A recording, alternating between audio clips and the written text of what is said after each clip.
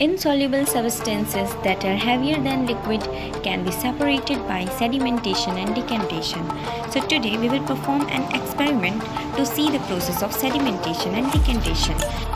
First of all, make a mixture of soil and water and mix it well with a glass stirrer.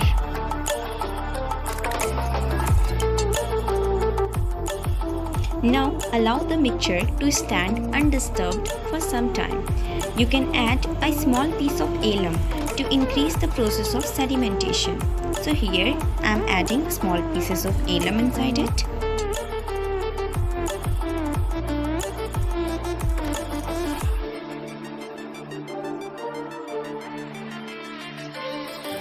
Now see, the heavier soil particles start settling down in the mixture.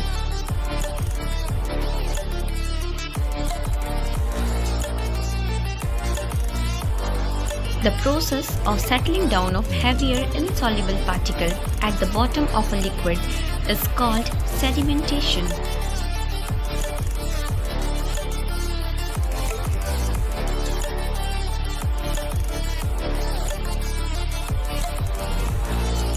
The heavier insoluble particles that settles down at the bottom of the liquid is called sediment.